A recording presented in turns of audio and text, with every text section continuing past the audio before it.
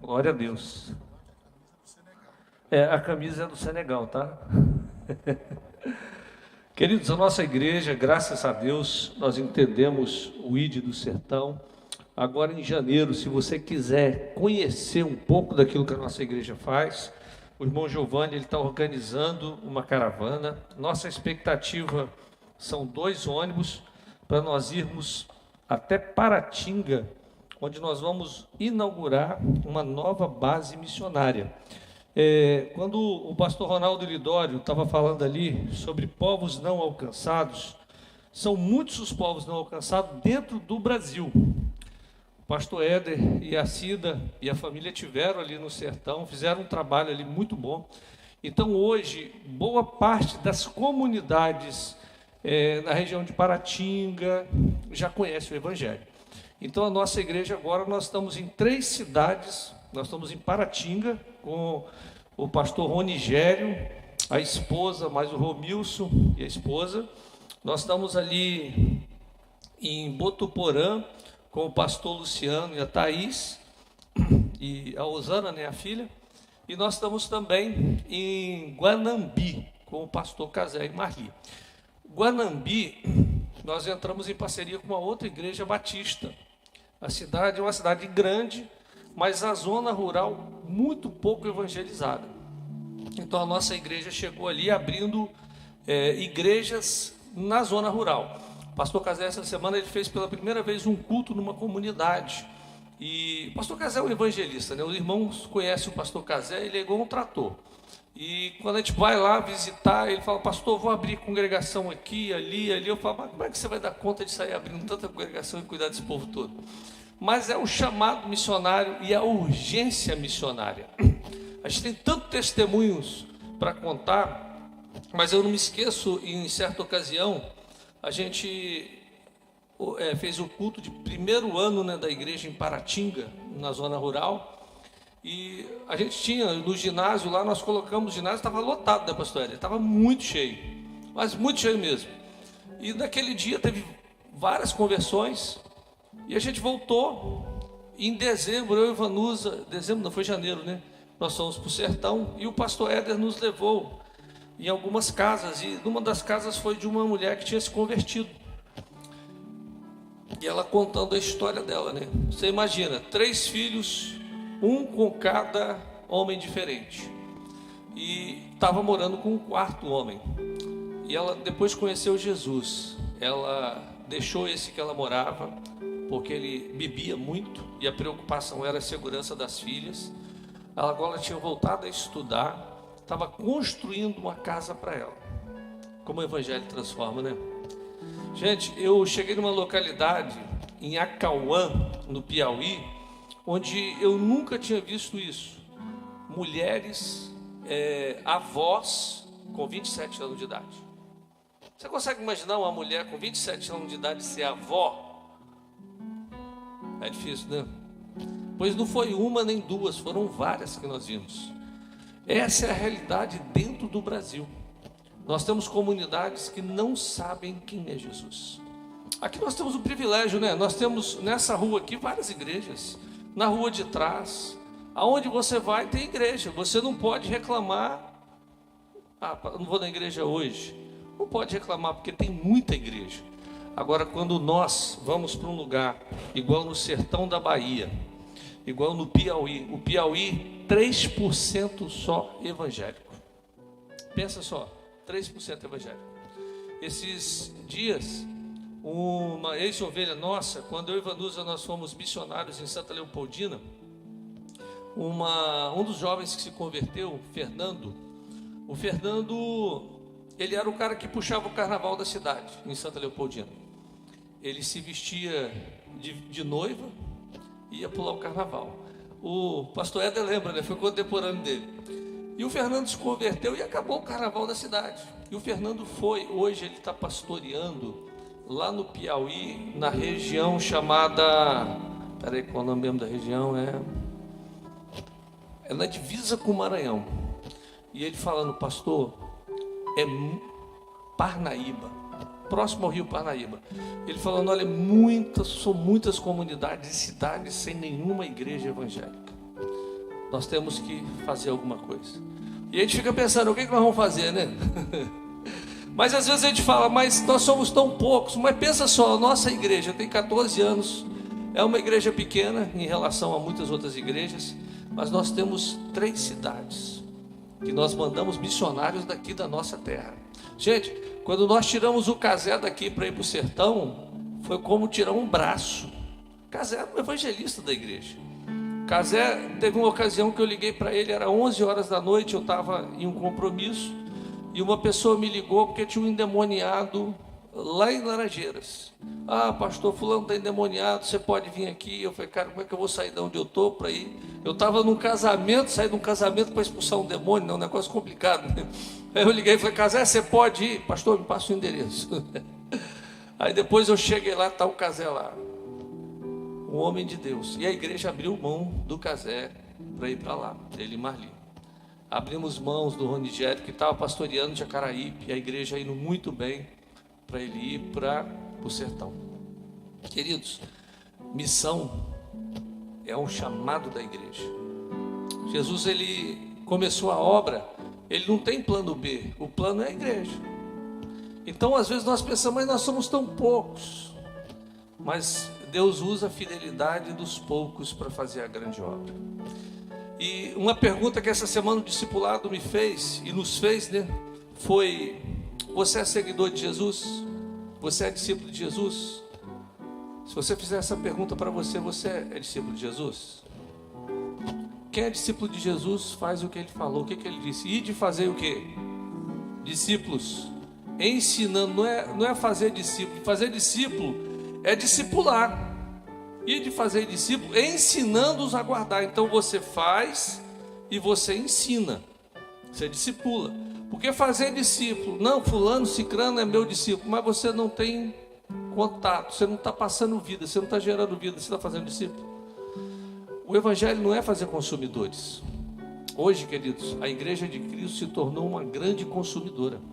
Olha, se nós programarmos um evento e trouxer um pregador famoso, a igreja enche de consumidores, não é verdade? Mas o evangelho não é para ser consumido, o evangelho é para ser vivido. Jesus não mandou fazer grupo de louvor, ele não mandou fazer grupo de dança, grupo de música, de teatro, ele mandou fazer discípulo. Ele não mandou construir templo, ele mandou fazer discípulo. Chamado da igreja é fazer discípulos de todas as etnias, não é? Nós podemos fazer de todas as etnias. Meu sonho é botar o pé na Índia, pé na África. Nós já começamos com o pastor lá no Sudão do Sul. Temos que reativar, porque nós perdemos o contato, porque o Sudão do Sul hoje está em guerra. Mas nós queremos reativar essa obra missionária no Sudão e também irmos para a Índia. Hoje, a Índia, se nós tivermos $500 por mês, nós mantemos um casal de missionários com aluguel, comida, tudo incluído. $500 é muito. $500 dá aí R$2.600. É muito para a igreja? Não é. A gente faz isso na cantina em um mês, se a gente trabalhar a cantina para isso. Pensa nisso. Missões é muito mais. E começa dentro de casa, né? Seu primeiro campo missional é sua família. Depois tem os seus vizinhos, né? Que às vezes a gente passa correndo e não para conversar. Depois do campo missional é o nosso bairro, a nossa cidade. E gente, a nossa igreja tem uma estratégia fantástica de evangelismo, que é o Reviva. Vai ter um final do mês que vem. Você já está orando pelos nomes que você quer levar? Já está orando pelas pessoas que você quer levar para Jesus? Então começa a orar, faz a lista. Vamos ter retiro das mulheres agora esse mês. Leve uma amiga não crente. Olha, o Guilherme, tem como botar um retorno aqui para mim? Porque eu não estou conseguindo ouvir o retorno. Aí se eu não consigo, eu sou meio surdo, gente. Se eu não ouço o retorno, eu acabo me embolando.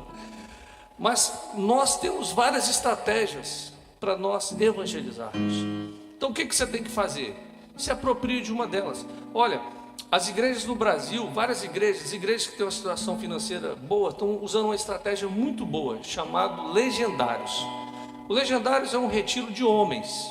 Os homens, eles vão para o mato, acampar, subir uma montanha, e é fantástico. para evangelizar. Tem pessoas não crentes que estão pagando 4 mil para ir, sabia? E nós fazemos o Reviva de graça. É a mesma ministração, mesma coisa. Entendeu? A dica. O pessoal está com tanta sede que eles pagam 4 mil para ir ouvir o evangelho. Não, você não está conseguindo jogar o retorno. Você está jogando na outra caixa. 4 mil reais. Gente, com 4 mil, a gente praticamente, duas inscrições, a gente faz um Reviva. Que coisa, né? Nós podemos levar as pessoas. Então comece a orar pelos seus amigos não crentes, pelas pessoas que você quer levar. Elas estão com sede, elas querem ouvir o evangelho. E precisa de alguém que se mova em direção a isso. Nós vamos orar agora pelas famílias. Nós estamos numa campanha, Jesus transforma a minha o quê? A minha família. Essa campanha nós estamos indo no monte, na quinta-feira, os homens estão indo. Nessa semana, na terça-feira pela manhã, as mulheres vão ir pro vale, que elas acharam que o monte é mais complicado, né? O vale é melhor, né? Mas elas vão pro vale na terça-feira, melhor. E na sexta-feira nós temos às 3 horas culto aqui na igreja. Então você não tem desculpa para não estar orando pela sua família, não. Os pedidos de oração você pode colocar aqui. Nós estamos levando para o monte, o diácono Giovanni está levando, nós estamos queimando lá no monte, orando pela sua família. Vamos ficar de pé para nós orarmos pelas nossas famílias? Jesus transforma a minha família. Talvez você está passando por um momento difícil. E se você quiser vir aqui no altar, colocar diante do Senhor, você pode vir, nós vamos orar. Talvez tenha algo que você quer falar com Deus e quiser vir aqui à frente, pode vir que nós vamos orar agora pela sua família, pela sua casa. Jesus, Ele quer transformar a sua casa. E queridos, a casa onde Jesus entrou foi casa de transformação. Onde Jesus entrou, Ele fez algo sobrenatural. Se você quer vir aqui à frente, vem. Coloca a sua família diante do Senhor aqui no altar. Vamos orar. Senhor, nós queremos agora colocar as nossas famílias diante do Senhor. Ó Pai, o Senhor sabe o que cada um está passando. Filhos desviados, filho nas drogas, famílias, ó Pai, vivendo agora crise financeira, crise de relacionamento, na saúde. Mas nós cremos que o Senhor pode transformar as nossas famílias. Nós cremos que há poder no nome de Jesus. Nós cremos que se o Senhor agir, algo vai acontecer. Por isso, Pai, nós queremos agora colocar cada família diante do Senhor. Nós queremos pedir agora, ó Pai, que o Senhor visite aquele filho que está desviado, aquela filha, ó Pai, aquele filho que está nas drogas, que se desviou do caminho. Ele é filho, ele continua sendo filho. Nós intercedemos por ele. Intercedemos, ó Pai, pelo relacionamento conjugal entre marido e esposa, que se esfriou. O Senhor é o Deus que pode aquecer e trazer um propósito de novo, Pai. Ó Pai, eu quero colocar agora aquele pai, aquela mãe que ainda não te conhece. E junto com esse filho, eu quero interceder pela conversão, ó Pai, pela restauração dessa família. Nós cremos que há poder no nome de Jesus. Nós cremos, Jesus, que tudo aquilo que o Senhor fez na cruz é direito nosso, é nossa herança. E nós cremos que se nós cremos no Senhor, a nossa casa será salva. Por isso agora nós juntos intercedemos no nome de Jesus. Amém. Glória a Deus. Queridos, você pode sentar. Então lembre-se disso. Quarta-feira nós temos o nosso culto, os pastores da igreja têm pregado. Quarta-feira foi a pastora Brenda, foi uma bênção. Nessa quarta nós temos mais uma vez a palavra de Deus. E na quinta-feira o monte. Sábado nós temos a festa dos jovens, vai ser quando mesmo? Sexta-feira, né? Sexta-noite vai ser a festa do pijama? Não, gente, é a festa de fantasia, mas é tema bíblico. Então você pode vir, se você quiser vir disfarçado de Judas, você pode também, né? Então, você tem que vir de algum disfarce. Então não perca essa oportunidade não. Procura depois o Rafael e a equipe para saber, né? Porque, gente, é algo descontraído. Venham, participe. Todos que se sentem jovens podem participar dessa programação. Vamos para a palavra de Deus? Vamos lá para Daniel no capítulo 5. Eu li um texto, já preguei esse texto, mas essa semana, fazendo o devocional, o Espírito Santo de Deus me deu uma palavra diferente e trouxe uma revelação para mim, muito para a minha vida, né? Essa semana, aqui em Daniel. Gente, uma coisa que nós pastores, nós temos que, às vezes a gente tem o hábito de ler a Bíblia só para fazer sermão, mas eu aprendi que eu tenho que ler a Bíblia para a minha devocional, não é para fazer sermão. Fazer sermão eu tiro uma hora para ler, estudar, preparar, peço a Deus a direção, mas o devocional é para a minha vida. E essa semana nós tivemos uma reunião da nossa agência missionária, né, da AMES, e o irmão estava contando algo fantástico, né, ele falando do que Deus falou para ele durante a semana, e ele falando, olha, eu estava para fazer um negócio, e o negócio era muito bom. Pensa num negócio bom, era um negócio muito bom. Falei com meus irmãos, todo mundo falou que estava perfeito, mas aí eu não estava em paz. Aí eu falei, Senhor, fala comigo, porque Deus fala, né? E fala na palavra, né? Diz ele que falou, Senhor, não é bibliomancia, mas fala na Bíblia. Fala de novo, Senhor. Era para recomprar algo que ele tinha vendido, e a pessoa que comprou estava revendendo pelo preço que foi comprado, isso há quase 20 anos atrás. Um negoção, né? Olha o quanto que ele ia ganhar nisso. Negócio fantástico. Todo mundo falando, faz. Ele falou assim, vou consultar o Senhor. E Deus não falava, aí ele usou a bibliomancia. Gente, Deus fala na palavra, mas ele falou, Senhor, fala dessa vez. Não é a bibliomancia, ele falando com a gente, né? Aí ele falou, vou pegar uma Bíblia nova, que eu nunca usei. Uma Bíblia nova, para não estar nada marcado. E diz ele que deixou a Bíblia cair, e aí abriu Ezequiel capítulo 7, o olho dele foi direto no versículo 13. Nenhum vendedor viverá o suficiente para recuperar a terra que vendeu. Ele falou, meu Deus, o que é isso? Eu ia recomprar um negócio que eu tinha vendido. Deus fala, e Deus atende a nossa expectativa e vai atender na palavra, gente. Então tenha o hábito de ler a Bíblia. O nosso discipulado, ele trabalha muito devocional. Não deixe para estudar a lição no dia, na semana. Vá digerindo ela durante toda a semana. Olha, eu tô no grupo de pastores, fazendo discipulado. Estou no grupo do Ignição, que é o grupo da liderança incendiando. Mas é ignição para incendiar, né, Jonathan? Jonathan é o meu Google, né? Tem que estudar, e tem o meu grupo de domingo. São 3 lições para estudar durante a semana, gente. Mas eu nunca cresci na palavra como eu tenho crescido. Olha, o discipulado é algo fantástico. Você não pode ficar de fora. Fica de fora não. Vai para o seu grupo, procure um grupo. O pastor Rogério está começando um grupo agora de homens. Eu acho que só tem uma vaga, né, pastor? Então gruda nele. É o Google em pessoa. Pastor Rogério, anos e anos de experiência. Você vai pegar um dos melhores para discipular a sua vida. Homens, né? E mulheres. Depois você conversa com o pastor Jonathan, que ele te fala onde tem um grupo discipulado. Daniel capítulo 5. O banquete de Belsazar. Queridos, o temor do Senhor é o princípio da sabedoria. Vamos repetir essa frase? O temor do Senhor. Agora fala olhando para o seu irmão e fala com ele. O temor do Senhor é o princípio da sabedoria.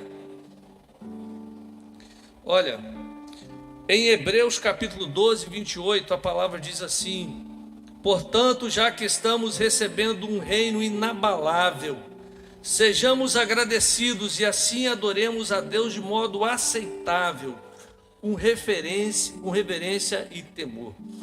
Esse texto de Daniel capítulo 5, eu vou ir lendo aos poucos, né, os versículos. Ele começa assim: o banquete de Belsazar, a escrita na parede. Certa vez o rei Belsazar deu um grande banquete para 1000 dos seus nobres, e com eles bebeu muito vinho. Enquanto Belsazar havia bebido vinho, deu ordens para trazerem as taças de ouro e de prata que o seu predecessor, Nabucodonosor, tinha tomado do templo de Jerusalém, para que o rei e os seus nobres, as suas mulheres e as suas concubinas bebessem nessas taças. Então trouxeram as taças de ouro que tinham sido tomadas do templo de Deus em Jerusalém, e o rei e os seus nobres, as suas mulheres e as suas concubinas beberam nas taças. Enquanto bebiam o vinho, louvavam os deuses de ouro, de prata, de bronze e de ferro, de madeira e de pedra. Queridos, temer a Deus é respeitar tudo aquilo que a palavra de Deus diz. Olha, nós vivemos uma geração hoje que nós temos perdido o temor, não só de Deus, mas perdido o temor. E a palavra diz que o temor do Senhor é o princípio de toda a sabedoria.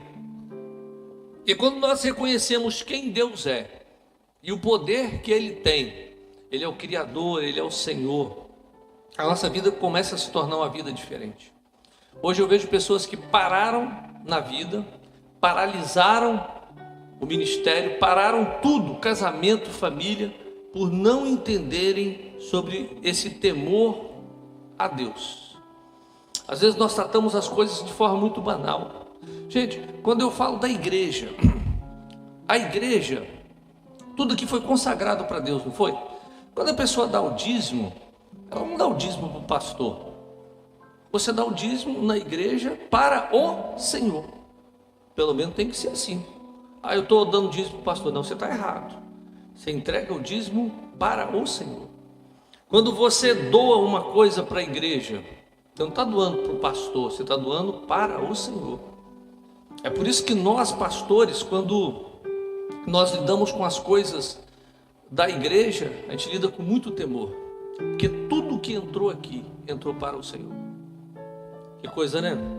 Aí o rei Nabucodonosor, o rei Belsazar, ele deu uma festa, e dar uma festa não é o problema.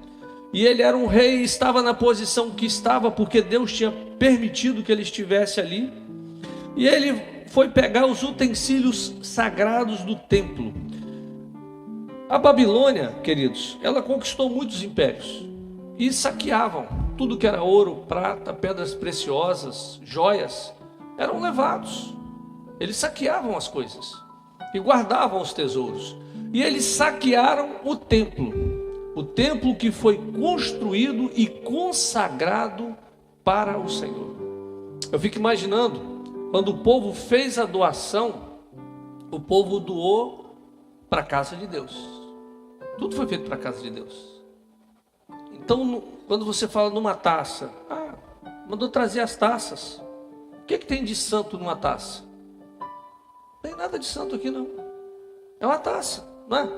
Quando a gente fala da cadeira, o que tem de santo numa cadeira da igreja? Uma cadeira. O que tem de santo no microfone? Nada. Nada. Não tem nada de santo. A questão é para quem isso foi entregue. A questão não é o objeto. A questão é quem está por trás do objeto. E às vezes nós não entendemos isso. Aí eu vejo às vezes pessoas que estragam as coisas da igreja, levam, enganado, porque ninguém leva porque quer, leva equivocado. É maldição. É maldição. Olha, eu pastoreei em Cachoeiro de Itapemirim, foi o segundo ministério que eu pastoreei. E quando eu cheguei na igreja, tinha uma sala de doação. E tudo que era doado ia para aquela sala. Gente, eu fiquei assustado. Tinha arroz de terceira, feijão com broca, tinha uma TV a válvula. Alguém aqui já viu uma TV a válvula? Pode levantar, meu irmão, não se preocupa não. Os 50 mais, tudo viram a televisão a válvula aqui. Os 50 mais viram a TV a válvula. Gente, era uma TV para 2, 3 homens carregar. Hoje você pega a TV de LED de 32, você segura assim, né? Uma TV de 21, 2, 3 homens para carregar a TV. Foi doado, estava lá. Aí quando eu fui ligar, ela deu um tiro. Tá!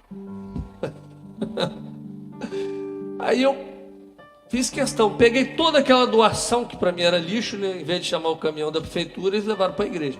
Botei tudo lá na frente, arroz, feijão. Falei, gente, aí preguei, né? Dai e dar-se-vos-á. Boa medida, recalcada, transbordante, com a mesma, os medirão a vós. E falei, gente, não quero nem saber quem doou. A partir de hoje, não traz uma maldição para sua vida. E preguei, falei sobre isso. Aí uma irmã veio me procurar e falou, pastor, foi eu que doei a televisão.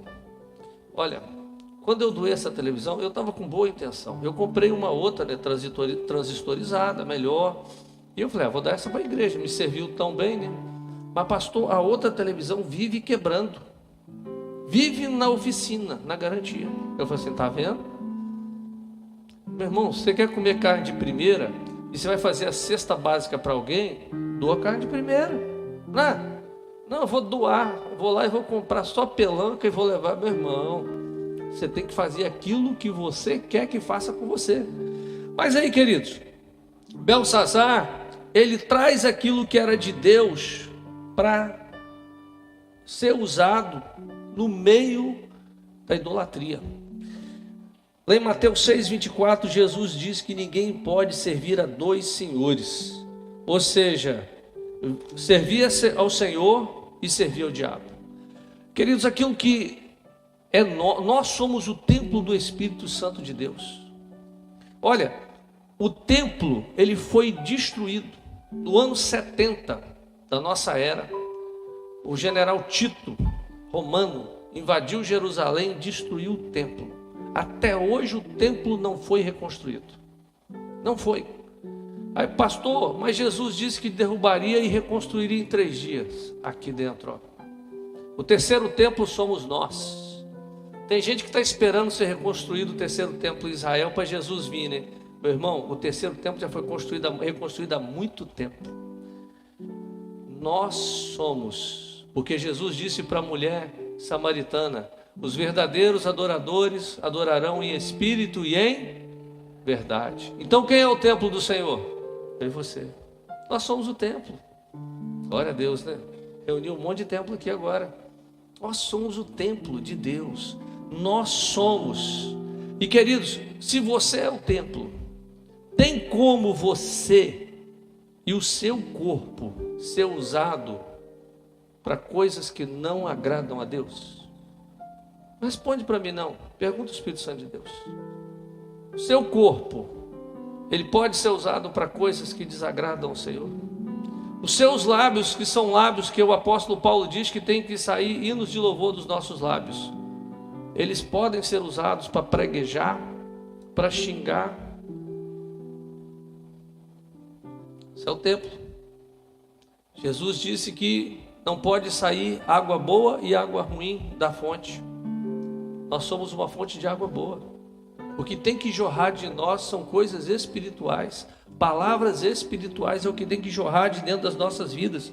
Então, queridos, nós não podemos servir a dois senhores. O nosso namoro tem que ser um namoro diferenciado. O nosso casamento tem que ser um casamento diferenciado. Aquilo que nós assistimos na internet, assistimos em casa, não podem ofender o Deus que mora dentro de nós. Ou como vai ser, né? Senhor, agora o Senhor fica off, que eu estou on. É assim, né? Se desliga aí, Senhor. Desliga aí, Jesus, que agora eu vou ver um filme pornográfico. Pode isso? Hein? Espera aí que eu vou armar um barraco ali e vou brigar agora. Espera aí, Senhor, só um minutinho. Pode? Ninguém pode servir a dois senhores. Ou você é, ou você não é. Não tem como a gente andar nos dois caminhos, gente. E olha, como eu disse, hoje o Evangelho, ele se tornou algo muito bom. Graças a Deus as igrejas estão enchendo, mas o que nos preocupa é que hoje nós temos adesão e muito pouca conversão. Porque conversão implica em nascer de novo. O que é nascer de novo? Um novo homem. Há um tempo atrás eu ouvi uma entrevista de um ex-transexual, e ele falou um negócio interessante. Ele falou, olha, eu me sentia uma mulher presa num corpo de homem. E eu comecei a me vestir como mulher, e andar como mulher, e viver como mulher. E um dia uma missionária olhou para mim e falou o seguinte: você precisa de Jesus, senão você vai para o inferno. Eu repreendi, e eu falei assim: se Jesus não quer que eu seja assim, Ele vai colocar no meu coração um nojo muito grande do que eu estou vivendo. E passou 1 mês, 2 meses, e ele falou o seguinte: olha, um dia eu olhei no espelho e eu senti nojo, eu senti repulsa. E uma vez eu e Vanusa, a gente estava na igreja em Novo México, a gente pastoreava, o pastor Vanusa cuidava da música em Novo México, e num domingo, na hora do apelo, uma mulher muito bonita se converteu. Várias pessoas se converteram, e ela também. E a gente notou os nomes, ela sumiu. Passaram algumas semanas, aí chega um rapaz, ainda meio, com a mão ainda meio, falou assim: ó, eu quero batizar, quero ir para a classe de doutrina, como é que eu faço? Eu me converti aqui. Quando é que você se converteu? Não, foi um dia tal. Aí ele mostrou a foto, eu era aquela mulher. E quando eu cheguei em casa, que eu olhei no espelho, eu falei assim: não foi isso que Deus fez.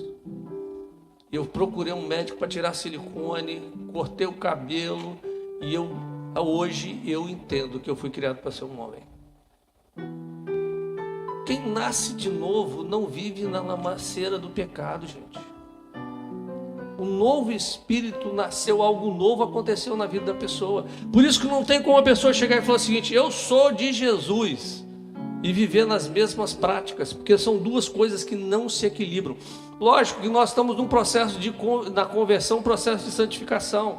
Há pecados que você vai largando. É por isso que o domínio do pecado ele vai deixando de ter força sobre você. É por isso que nós precisamos do discipulado. É por isso que no grupo de discipulado você vai abrir o coração, você vai falar da sua dificuldade. E gente, nas turmas nossas de discipulado nós temos a confiança: ninguém pode falar o que se fala dentro do grupo. Se alguém falou algo terrível, vou contar para o pastor: não pode. Eu já falei que eu não quero ouvir pecado de ninguém. O grupo discipulado resolve o problema, ora, e a pessoa vai abandonar o pecado. Por quê? Porque se conta, perde a confiança. Por isso que eu e você, nós precisamos de discipulado. Nós precisamos falar. Nós precisamos confessar os pecados. A Bíblia diz: confessai os vossos pecados uns aos outros, para que a gente seja curado e para que nós sejamos libertos do pecado. E aqui o rei, o que ele faz? Ele simplesmente desonra o Senhor nesse banquete. Ele está agora usando os utensílios do Senhor, tudo aquilo que pertencia ao templo, ele está usando para o seu próprio prazer. Ele não respeita o nome de Deus, ele não respeita os objetos de Deus, ele não respeita nada daquilo que foi consagrado ao Senhor. E queridos, versículos 5 a 8: mas de repente apareceram dedos de mão humana que começaram a escrever no reboco da parede, na parte mais iluminada do palácio real. O rei observou a mão enquanto ela escrevia. Seu rosto ficou pálido e ele ficou tão assustado que os seus joelhos batiam um no outro e as suas pernas vacilaram. Aos gritos, o rei mandou chamar os encantadores, os astrólogos e os adivinhos, e disse a esses sábios da Babilônia: aquele que lê essa inscrição e interpretá-la, revelando-me o seu significado, vestirá um manto vermelho, terá uma corrente de ouro no pescoço e será o terceiro em importância no reino. Olha, há uma mão escrevendo algo ao seu respeito. Eu fico imaginando o que Deus está escrevendo a meu respeito. O que Ele está falando de mim? Pastor, como é que eu sei o que Deus está falando a meu respeito? Meu irmão, está na Bíblia. Quando você faz o devocional, a palavra te diz. Não tem como ser diferente. Porque quando você começa a ler a Bíblia, você começa a ser confrontado com a mão de Deus e aquilo que você vive. É por isso que a primeira coisa que o diabo faz quando ele quer te afastar, é te afastar desse livro, da Bíblia. Primeira coisa que o diabo vai fazer para te enredar e para te destruir é isso aqui. Aí depois te tira da igreja. Aí tem uma moda hoje o seguinte, a pessoa começa a querer sair da igreja e fala, Deus me deu outra direção, meu ciclo acabou, não sei o que, meu irmão, o ciclo do crente é um só. Nós temos estações, onde a gente frutifica mais, frutifica menos, onde a gente busca mais, busca menos, mas o nosso ciclo é um só. Cristão não tem ciclo, não tem fase, esse negócio de, eu não estou bem. Se você não está se sentindo bem, é porque a palavra está te incomodando. Aí é que você tem que enraizar mais. Porque a igreja que não te confronta, o lugar que você não é confrontado, não serve para você. Onde você se sente bem, o louvor me fez tão bem. É um problema, meu irmão. O louvor não é para fazer você sentir bem, o louvor é para o Senhor. Não é? É para o Senhor, não é para você se sentir bem. A pregação não é para te agradar, não é para você falar, nossa, aquela história do pastor foi tão legal, o pastor faz a gente rir. A palavra é para te confrontar. Se você não sair daqui chorando, é porque o sermão não valeu a pena. Aí você vai procurar outro lugar. Aí sabe o que acontece? A árvore que troca todo dia de lugar, ela ou morre ou nunca dá fruto. Nunca dá fruto. É por isso que nós somos plantados. Nós vamos dar fruto. Eu fico olhando, vendo aqui os meninos, Lucas tocando ali bateria, olhando aquilo, eu falei, cara, isso é muito massa, né, Cleito? Tá dando fruto. Isso é muito massa. Jonathan está aqui há quanto tempo, né, Jonathan? Jonathan eu batizei Jonathan, desde pequeno, tá ele e Guilherme aí na igreja. Guilherme foi o primeiro bebê apresentado na igreja. E nós vamos casar ele aqui, tá aberta já as inscrições, tá?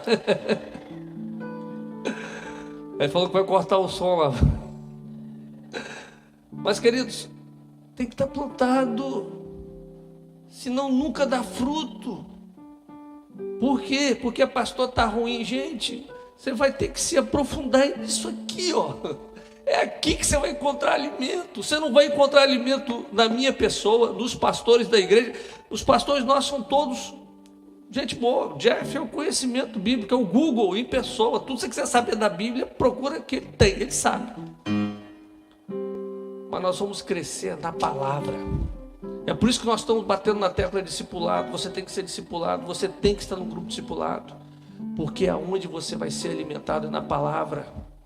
E aí, queridos, Deus está escrevendo algo, e o rei, simplesmente Deus começou a escrever na parede, e ele tremeu, porque quando nós lemos a Bíblia, nós trememos.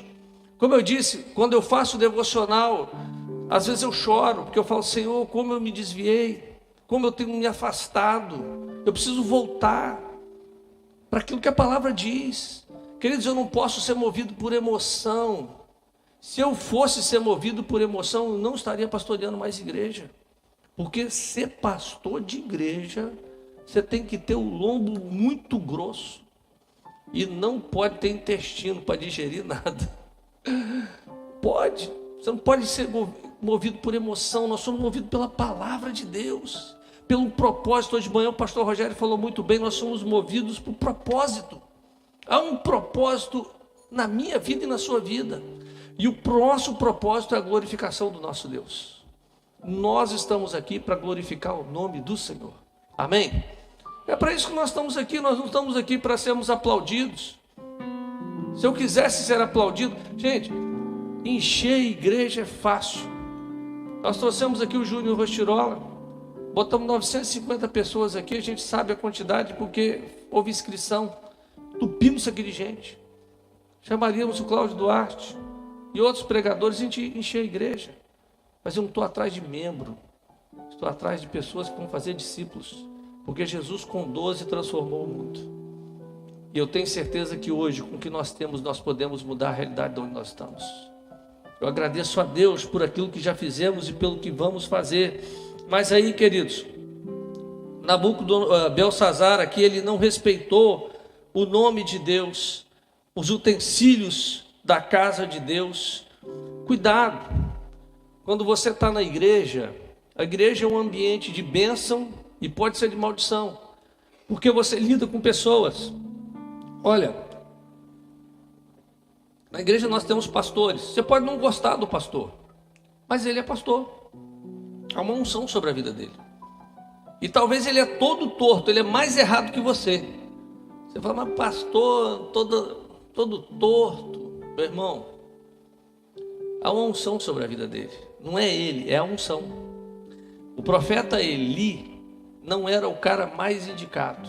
Vocês conhecem a história de Ana? Ana não tinha filhos, queria engravidar, vai até o tabernáculo, está orando.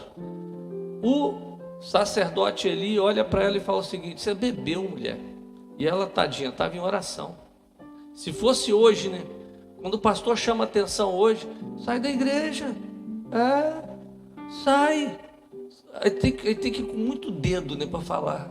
Sai da igreja, sai correndo. Ela sai falando mal, né? Sai atirando. Ana, ela não fala nada. Ela diz: oh, meu Senhor, eu estou orando. Aí o profeta fala algo: vá em paz e que Deus lhe conceda o desejo do seu coração. Naquela noite ela engravidou. A questão era a unção que estava sobre ele, não era ele. Então cuidado, você está num grupo discipulado, o seu líder, há uma unção sobre a vida dele. Não importa o ministério que você está, há uma unção em cima da pessoa que está te liderando. Talvez ele vai saber menos do que você de Bíblia, vai ter menos conhecimento, mas Deus vai usar a vida dele para te abençoar, para abençoar a sua vida. Queridos, quando nós falamos também de finanças, olha, o dízimo é uma coisa extremamente poderosa. Nesses anos eu aprendi muito com a minha mãe. Minha mãe e meu pai foram para nós uma referência muito forte. Eu nunca me esqueço, minha mãe nunca negociou dízimo, nunca negociou.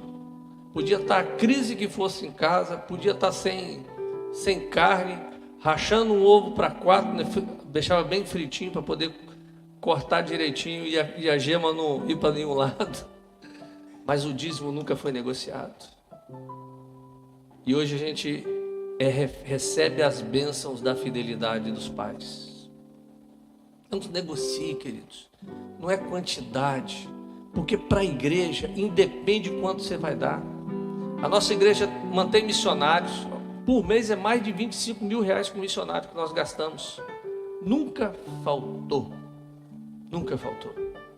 Nós mantemos a obra, não é pelo valor do dinheiro, é pela fidelidade das pessoas. Então não negocie, porque o dízimo é do Senhor. A Bíblia diz que é do Senhor, não é nosso. E aí ele fala: fazei prova. Faz prova, Senhor, eu sou fiel. E aí? Como eu disse, esse empresário, ele fez uma prova que é muito doida, gente. A bibliomancia, você abrir a Bíblia e achar o texto.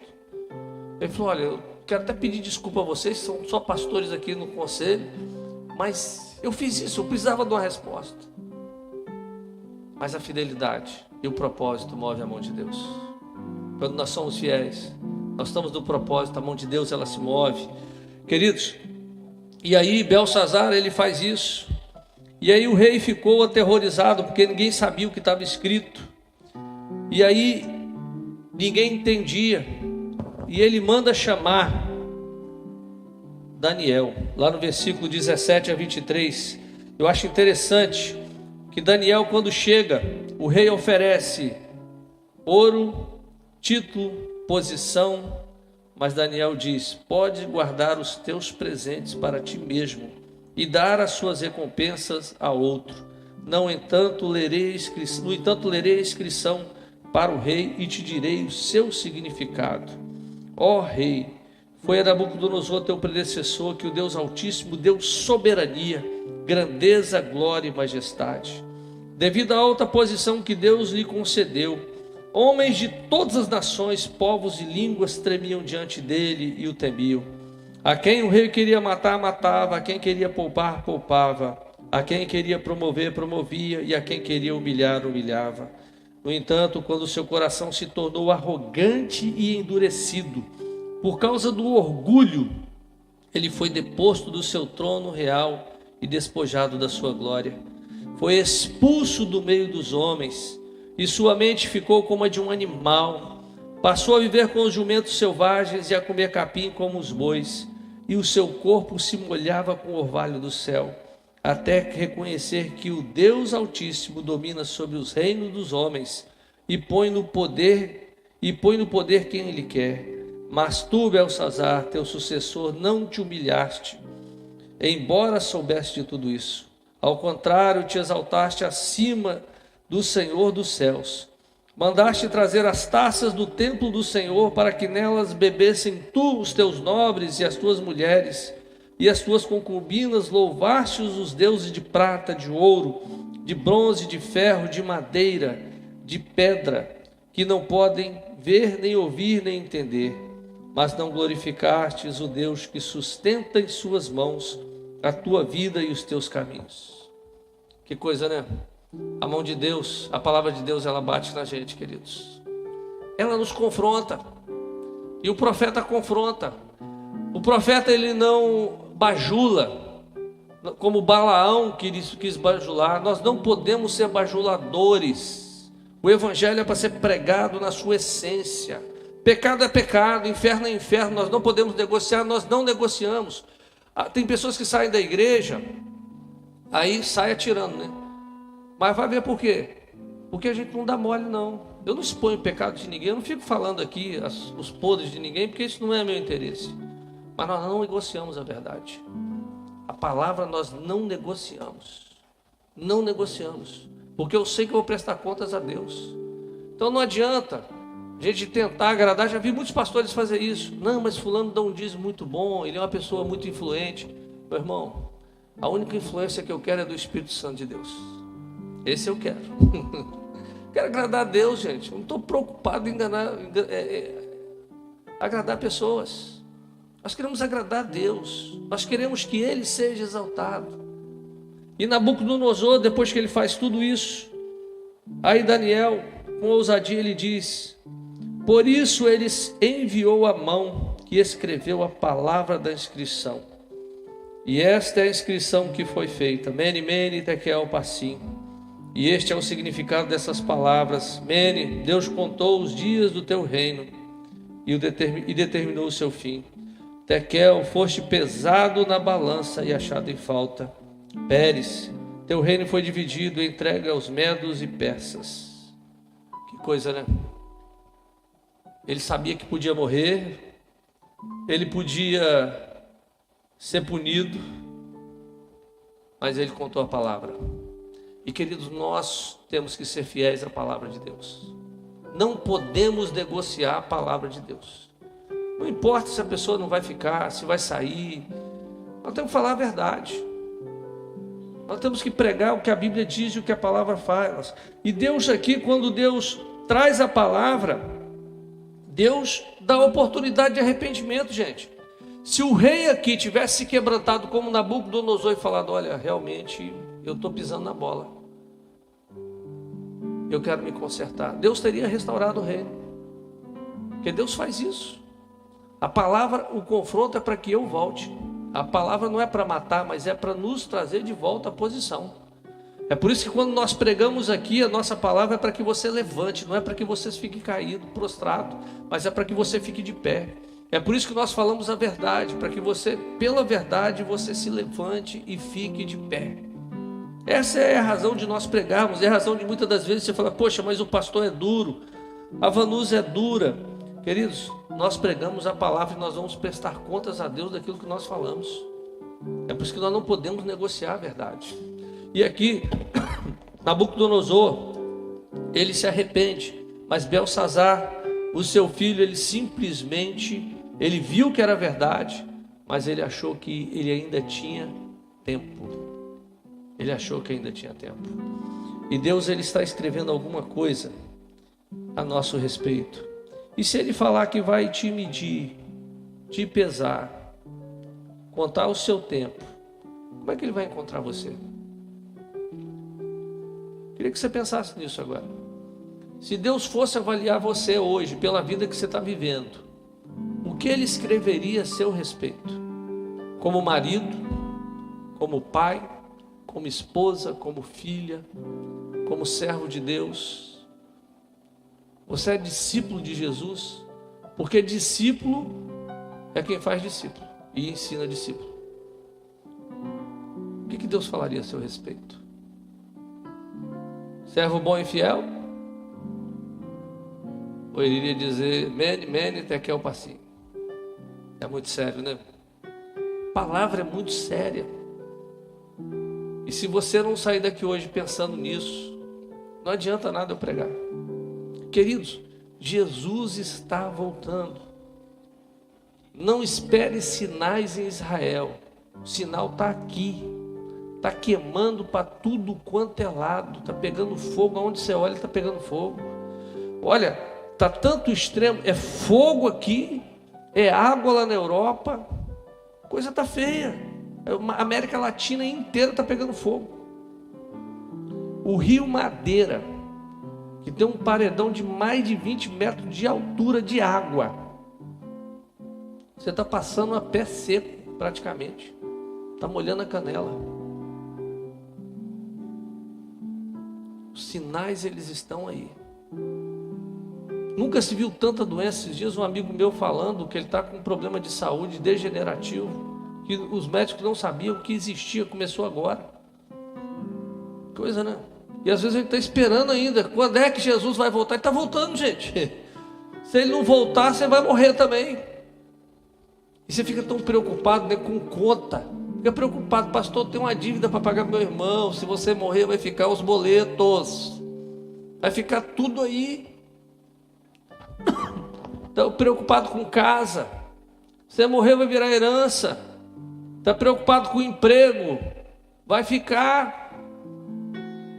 Agora o que importa é o que Deus está escrevendo a nosso respeito. O que Ele está falando a seu respeito?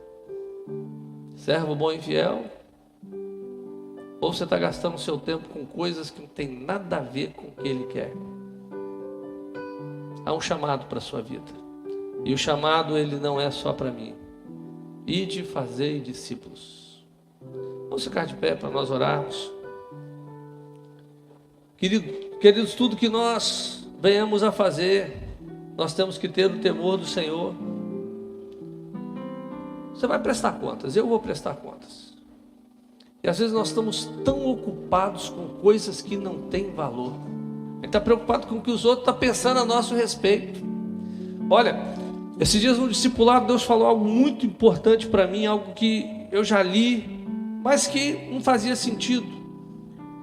Mas toda a oferta, às vezes a gente fala em dar dízimo, da oferta, mas o sacrifício, no Velho Testamento, ele tinha o objetivo de perdão de pecados. Era para salvação também. No Novo Testamento, o sacrifício é louvor. E Jesus disse, se você for entregar uma oferta no altar e tiver mágoa contra algum irmão, vá, conserta com ele, depois você volta e entrega a sua oferta. Primeira coisa que tem que haver é perdão. O maior sacrifício às vezes é perdoar alguém. E a gente não consegue adorar porque tem mágoa no coração. E aí a gente acha que sacrifício é dar dinheiro na igreja. Mas às vezes Deus está querendo perdão. A gente está carregando gente no coração. Você quer dar a maior oferta para Deus? Perdoa. Perdoa alguém. Libera perdão. Não sei porque que eu estou falando isso, mas alguém deve estar precisando ouvir essa palavra. Nós vamos orar agora. Eu quero te convidar. Você que quer entregar sua vida para o Senhor, talvez seja membro da igreja, mas você entendeu que precisa se consagrar. Quero te convidar a vir aqui à frente para a gente orar. A gente está vivendo um novo tempo. E Deus, Ele quer que você e eu, nós nos posicionemos. Se você quer vir aqui no altar, falar com o Senhor, falar, Senhor, eu reconheço que tem muita coisa escrita. Eu quero mudar essa escrita que está na parede. Pode vir, vem aqui à frente enquanto nós vamos orar. Eu vou te chamar na frente porque é quando você chega com Deus e você fala para Ele. Não é para mim, é para Deus. Fala o que está no seu coração. Aquilo que você quer consagrar a Ele, aquilo que você quer mudar. Enquanto nós cantamos, você tem essa oportunidade de vir aqui à frente. Como eu disse, não importa quantos erros nós cometemos. O que importa é que a graça, ela foi entregue para nós. E nós temos o privilégio de recebermos a graça, vivermos no tempo dessa graça. Então, se no seu coração você quer colocar algo diante do Senhor, enquanto nós cantamos, sai do seu lugar e venha.